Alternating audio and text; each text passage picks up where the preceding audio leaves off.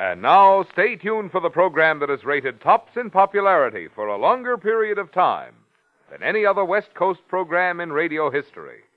The Signal Oil program, The Whistler.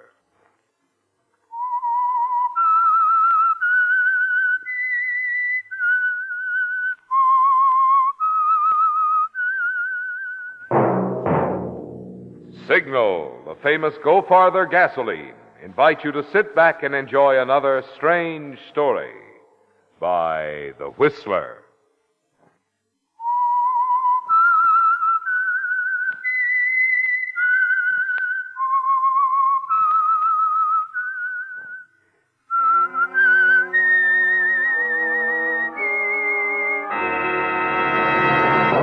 I am the Whistler, and I know many things, for I walk by night.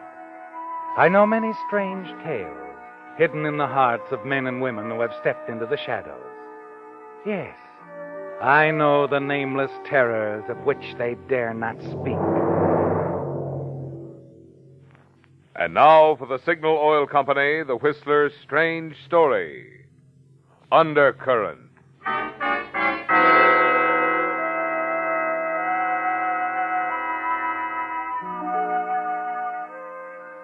The sea was calm, and the ship, the SS Java Queen, out of Vancouver for San Francisco, was moving calmly through it, smoothly, and in the vernacular, all was well. But not so with a certain member of the cargo ship's half-dozen passengers. No, Chris Horton was anything but calm. He was obviously concerned and confused, for as he hurried along the deck, he knew that something was wrong, very wrong, and he intended to find out about it. He was deep in thought when he bumped against a deck steward. Oh, I'm sorry. It's my fault, sir. I wasn't looking. Never mind. Where are you taking that tray? Why, to Mr. Ashcroft's cabin, sir. Good.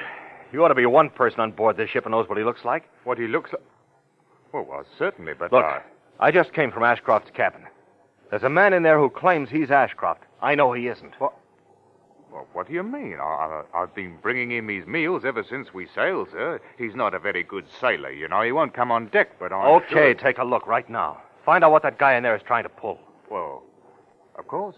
Of course, sir. Excuse me.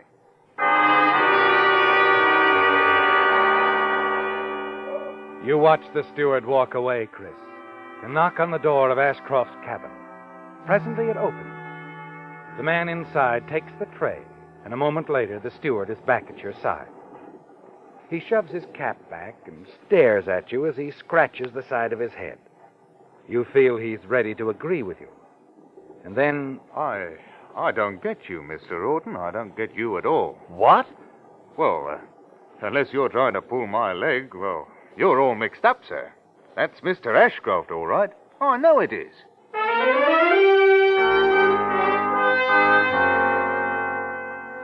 Well, Chris, you thought the steward was going to agree, didn't you? But he's confused you even further. You're positive the man in cabin C isn't Ashcroft, that the steward's wrong or lying. Is that it, Chris? And why? You pace the deck for a long while, thinking things out, and finally decide there's only one thing to do. And you hurry toward the captain's quarters. Yes, you've got to convey your suspicions. Apprise him of the situation. Come in. Oh, good evening, Mr. Horton. Captain, I'd like to talk to you. It's very important. Of course. Come on in. Shake hands with my friend, Mr. Ashcroft. We're just having a little drink. Mr. Ashcroft? How do you do, Mr. Horton? Now, what was it you wanted to see me about, Mr. Horton? Nothing. That is, I guess it can wait. I'll talk to you later.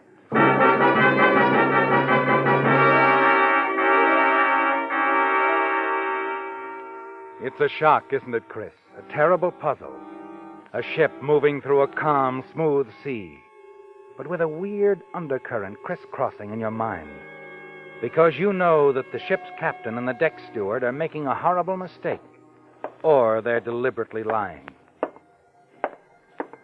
You stop suddenly, realize you're passing the radio shack, and there's someone inside you can trust. Reg McKenzie, a nice youngster, clean, fresh. He couldn't be mixed up in anything undercover. He could send a message for you, Chris, but to whom? And then your gaze falls on the ship's bulletin board, a typewritten sheet of paper, the news from shore. There's a brief paragraph. The sensational developments in the Saletti murder case in San Francisco. And instantly a name comes to your mind. Stoddard. John Stoddard. A well-known police detective. A man known to you only by reputation. You hurry into the radio shack. Reg? Huh? Oh, hi, Mr. Horton. Be with you in a minute. Just getting the weather. Okay. What can I do for you? I want you to send a message for me. Here. Hey, $5. You can earn it. Got a message blank? Sure. Thanks. Lieutenant John Stoddard, Hall of Justice, San Francisco. SS Java Queen, docking tomorrow, 10 a.m. That's right, isn't it? Yeah, that's right. Meet me, Chris Horton. SS Java Queen, docking tomorrow, 10 a.m. Meet me, Chris Horton. Check. Sure, I'll get it off right away, sir. Good boy, Reg. Thanks.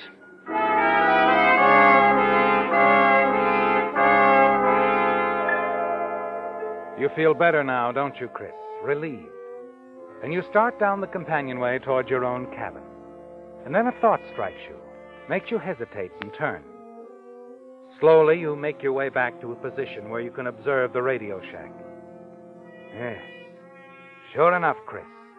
The radio man, yellow message blank in hand, leaves the radio shack and goes straight to the captain's quarters.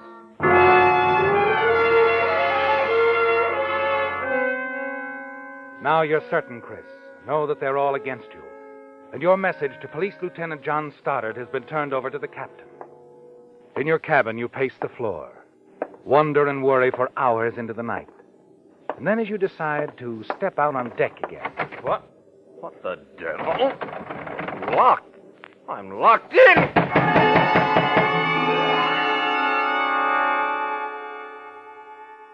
It's a terrible night you spend, isn't it, Chris?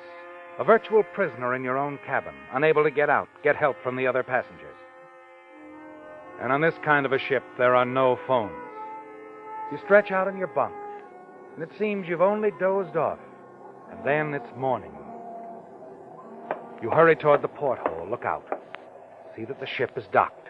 The cargo is being lowered away. You turn and start pounding on the door and shouting frantically. Let me out of here! Open up! Open up, steward! Something wrong, Mr. Olson? Something wrong? Why was I locked in like this? What's going on? Locked in, sir? Yeah. Why, this door wasn't locked, sir. Perhaps it just, jammed a little, eh? Jammed? Yeah, sure. Maybe it was just jammed. Well, if you're all packed, Mr. Horton, I'll carry your bags ashore, sir.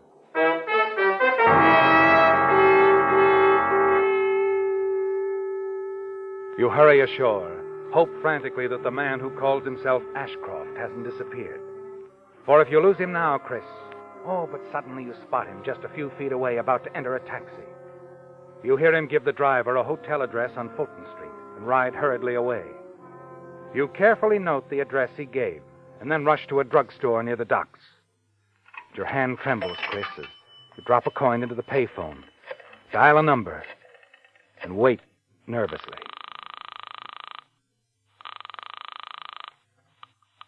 Yes? Linda, it's Chris. Just got in. Oh, Chris. What's happened? Why didn't you get in touch with me? I've been scared to death. Listen, baby, something's gone wrong. We'd better not talk now. Come to my apartment tonight. All right, Chris, but... Tonight, did I everything said. go- 8 o'clock.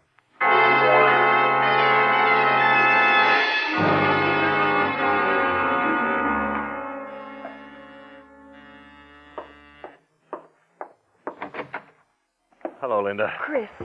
Oh, Chris. Take it easy now. I've already fixed your drink. Oh, I can use it. Maybe you can use another when you hear what I've got to say. What? You better sit down. Oh. Well, I did it, baby, just like we planned.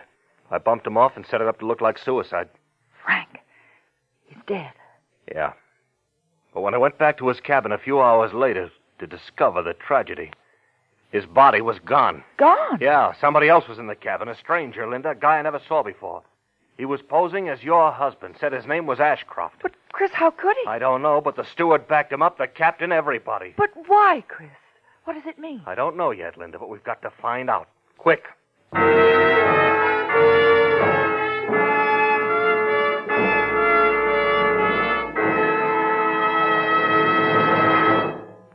A 20-page booklet which Signal service stations are now offering free can make your Labor Day trip next weekend a lot more pleasant. It's called Lane's Guide, and it answers the two questions travelers ask most often. What's a good place to eat? Where's a good place to stay? In addition, this handy pocket-sized booklet, which was prepared by a professional travel organization, contains other useful information, such as whether prices are low, medium, or high, whether the lodging place has facilities for swimming, and in the case of motels, whether kitchens are available. Since Lane's Guide includes 350 cities and towns throughout 16 western states, you'll want a copy in your car for all your trips. So I'd suggest that you stop at the very next Signal station you see to get your free copy of Lane's Guide while the supply lasts. You'll find this is just one of many friendly services that independent Signal dealers offer to put more pleasure into your driving while you go farther with Signal.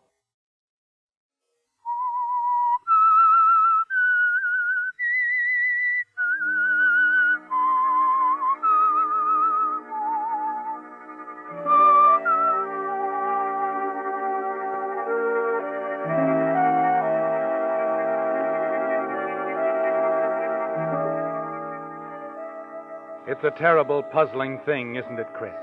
The events on shipboard, the calm, the undercurrent of something very wrong, the discovery that someone, a stranger, was posing as Frank Ashcroft, the man you murdered. It's a horrible twist of circumstances on the aftermath of your perfectly planned murder. A plan that had its beginning some 3 months ago when you first met Linda. Newly arrived from Canada to find a home in San Francisco for herself and her wealthy husband. She fell in love with you, agreed to the murder of her husband. Then finally word came that he was sailing for the States from Vancouver.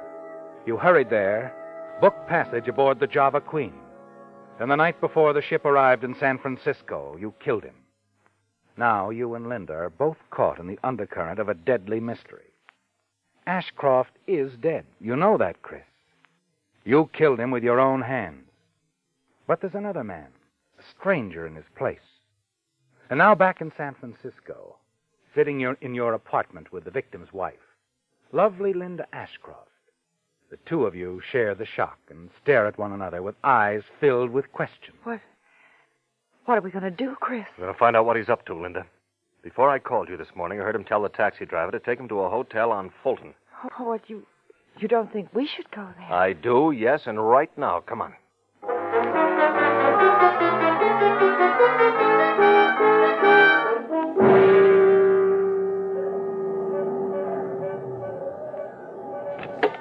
There's the hotel.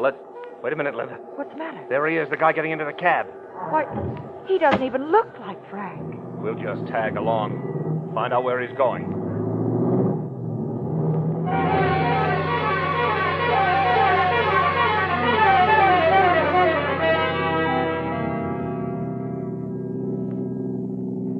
He went into the park, Chris. Yeah, I know. Oh. What are you going to do? I'm going in after him. Oh, Chris. Relax. I'll be all right. You wait here for me. You hurry into the park, down the darkened path after him, and then up ahead a street lamp. And under it, sitting on a park bench, another man. There's something familiar about him, isn't there, Chris? Yes, it's the ship's steward. Just then, you see the man that you've been following walk toward the steward. You move quickly through the trees, circle behind the park bench, and listen. Evening, Mr. Ashcroft. You can forget the Ashcroft. My name's Mercer. You know that. What's wrong? Wrong? Nothing is wrong. Mr. Mercer, nothing at all. Well, then why did you ask Sit me down, to... Mercer. We've got a little talking to do. All right. All right, now what is it? Well, the captain's been thinking it over. You know, smuggling aliens into the States is risky business. Yeah. Well, the captain thinks that job we did for you is worth a little more money. Look, a bargain's a bargain. I paid what you asked. That's right, the regular fee. But you got special treatment. Now, for one thing, we set you up in a nice cabin instead of letting you sweat it out in the hold of the ship. First-class accommodation, meals. All right, so you did. I didn't ask for it. And on top of that, we furnished you with a set of identification papers, all neat and proper like. Now, that wasn't included in the bargain, Mercer. You know, we took a big chance dumping that suicide overboard. How much do you want? Well, the captain figures Ashcroft's papers are worth at least $500. It's crazy. All right, then hand them over. We can always use them. No, wait a minute. I don't like to wait, Mercer. If you'll meet me here tomorrow night, I'll have the money for you. I'm sorry, I'll have to have it now. But I don't have it with me. Why can't you wait till tomorrow? Tomorrow night you might not show up, Mercer. You might be halfway across the country. Let's have the money now, eh? All right.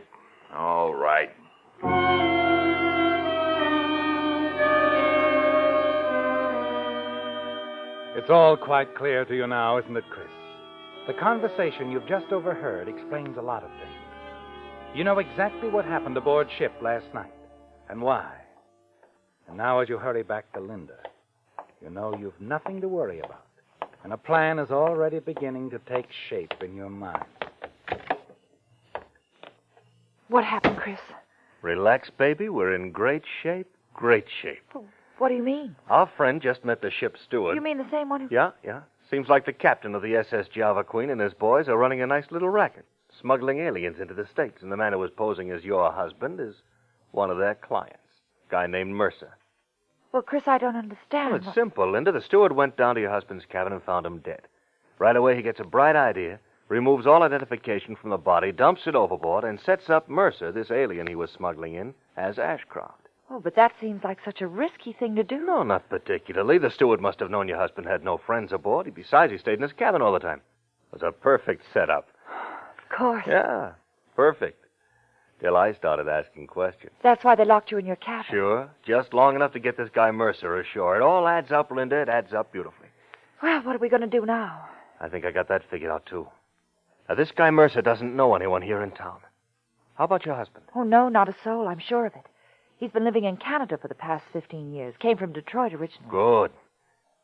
Suppose something happened to Mercer. An accident. He's carrying your husband's identification papers. An accident? A fatal accident. The police find him. You identify him as your loving husband, Frank Ashcroft. Tell him he arrived this morning aboard the Java Queen. Oh, no, Chris. The captain will know. So what? If they do call him to identify the body, he'll have to string along. We know too much about his little sideline. Oh, no, let's forget it. Forget the whole thing. We're in the clear Look, now. baby, how are we going to get our hands on your husband's estate if we can't turn him up dead? There's got to be a body. Oh, Chris, listen to me. There's still the bank account Frank had me open here, $30,000. It's in my name. Let's be satisfied with that. No. First thing in the morning, I'll call the police and report my husband missing. Then in a few years... In 7 years, he'll be declared legally dead, sure. But I don't want to wait that long. Don't you see, Linda? This setup is perfect. You're the only one in town can identify your husband. He didn't carry any insurance, so there won't be any investigation. Oh, Chris, I'm afraid. Well, don't be. There's nothing to worry about, not a thing. Leave everything to me.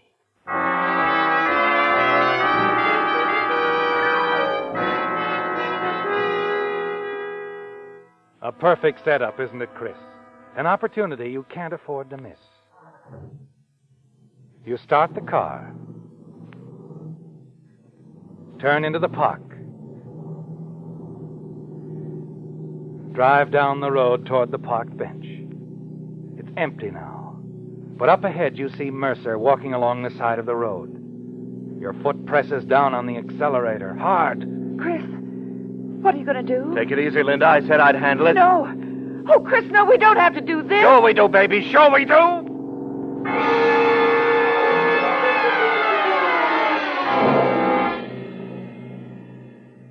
It's all over very quickly, isn't it, Chris? Mercer is dead, and you drive away.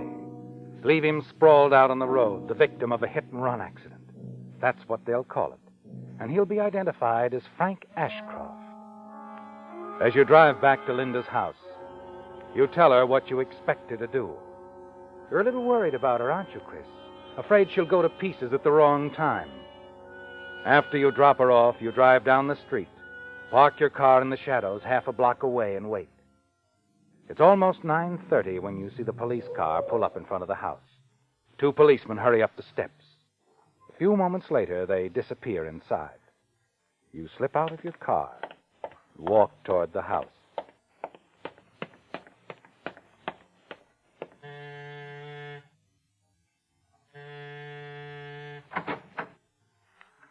Yeah? Oh. Good evening. Is this Mr. Ashcroft's residence? Are you a friend of his? Well, in a way, a shipboard acquaintance, you might say. We met on the Java Queen out of Vancouver. She docked this morning. He gave me this address. I see. Something wrong, officer? Mr. Ashcroft is dead. Dead? Yeah, a hit-and-run accident. Happened a couple hours ago. Hit and run? Oh, horrible. We came by to pick up Mrs. Ashcroft, take her downtown to make the formal identification. I see. Oh, I just can't believe it. Ashcroft dead? Only last night we sat around. We had a few drinks. Sergeant. Yeah? If I can be of any help... Yeah, maybe you can. You probably saw him last. You can help with the identification at the morgue. I'm sure Mrs. Ashcroft won't mind.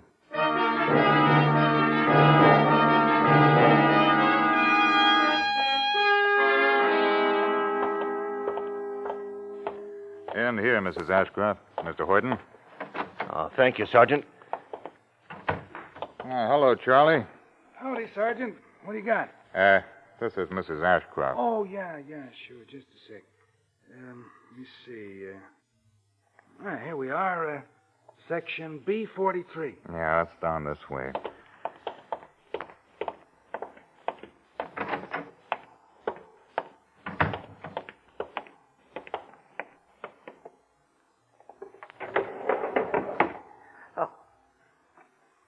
Well, Mrs. Ashcroft? Yes, that's my husband. Mr. Horton? That's Mr. Ashcroft, all right. Well, I'm sorry, Mrs. Ashcroft. Thank you. That's all, Sergeant? Yeah, that's all. Sergeant. Yeah, Charlie. That fella from Java Queens here, Captain Jensen. Captain Jensen. Okay, send him in. It's a tense moment, isn't it, Chris? You and Linda stand back.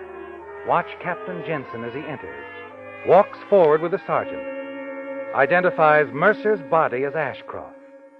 Then, without even a glance in your direction, he's gone. Well, I guess that does it. I'll have one of the boys drive you back home, Mrs. Ashcroft. Oh, never mind, Sergeant. I'll see to it. Oh, thank you, Mr. Horton. Chris Horton. I wouldn't want to put you to any trouble. No trouble at all, Mrs. Ashcroft. Well, I'll just see the two of you to your car, then. You're very kind, Sergeant. No, I became very well acquainted with your husband just those few days aboard ship. He's a fine man. Wonderful person. I'm sure we would have become great friends. I'm sure you would have, Mr. Horton. No, it's strange, Sergeant. I feel as though I'd known Mr. Ashcroft for many years. I've seen it happen. I can understand how keenly you feel, Mrs. Ashcroft. True, he's gone now. But he's left something. Something for both of us.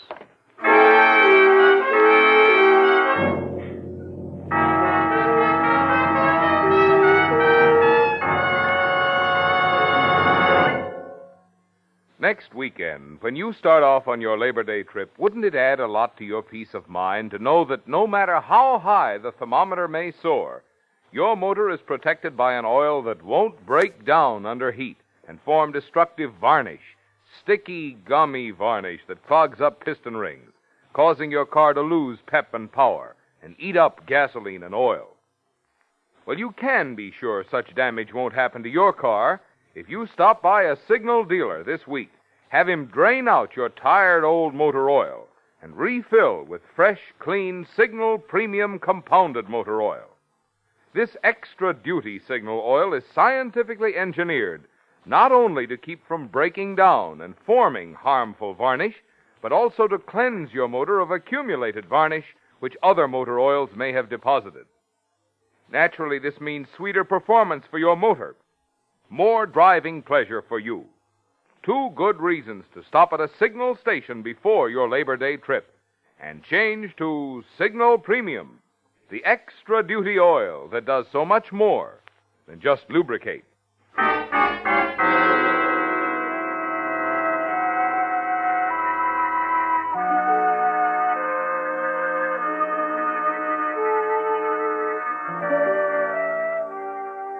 You're certain you're in the clear now. You and Linda, aren't you, Chris? Yes, she's just identified Mercer's body, the hit-and-run victim, as Frank Ashcroft, her husband. It'll all be over in a few days. There'll be a quiet funeral, a private funeral. You're sure now that Linda will inherit the Ashcroft estate, and the 2 of you will share it together.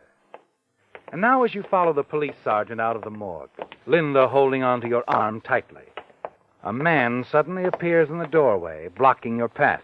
Good evening, Sergeant. Oh, good evening, sir. Understand you brought in Mrs. Ashcroft and a man named Horton. Why, yes, this is Mrs. Ashcroft. Well. So you're Mrs. Ashcroft. This is a surprise. Nice to see you again, both of you. What do you mean? Last time I saw you and Horton here, the 2 of you were in a big hurry, Mrs. Ashcroft. Just a minute. What is this? We're talking about that hit-and-run accident, Horton.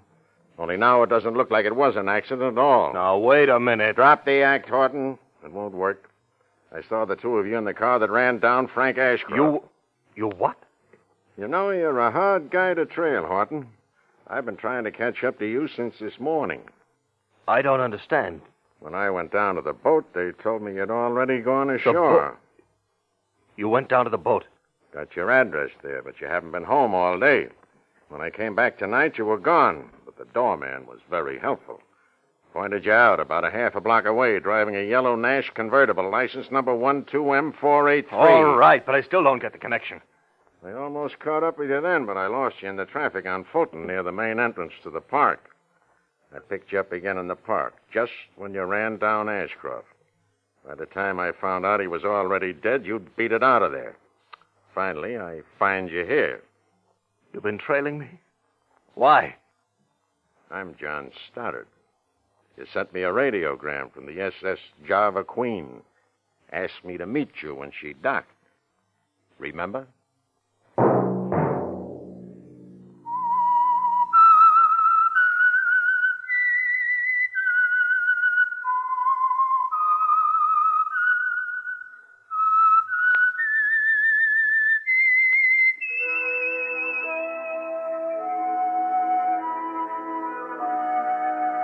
Let that whistle be your signal for the Signal Oil program, The Whistler, each Sunday night at this same time.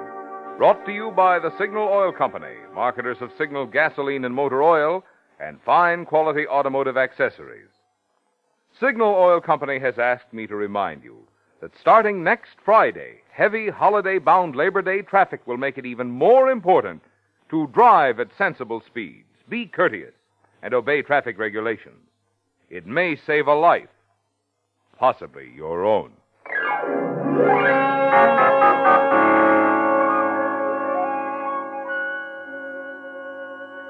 Featured in tonight's story were Bill Foreman, Larry Dobkin, and Francis Robinson. The Whistler was produced and directed by George W. Allen, with story by Adrian Jondeau, music by Wilbur Hatch, and was transmitted to our troops overseas by the Armed Forces Radio Service. The Whistler is entirely fictional, and all characters portrayed on The Whistler are also fictional. Any similarity of names or resemblance to persons living or dead is purely coincidental. There's a miracle going on right in front of our eyes every moment of the day. It's the miracle of America. Today, power-driven machines have taken over nearly 95% of the burden. Our country has been built on this kind of progress. Just look around you, at the radio in your living room, at the car in your garage, at the food in your refrigerator. These are the miracles which have made our American standard of living the envy of the world. And you can learn much more about the wonderful system of freedom which has made them possible in a booklet called The Miracle of America, which will be sent to you free of charge if you send a postcard with your name and address to your local CBS station. Remember at this same time next Sunday, another strange tale by The Whistler. Marvin Miller speaking for the Signal Oil Company. This is CBS, the Columbia Broadcasting System.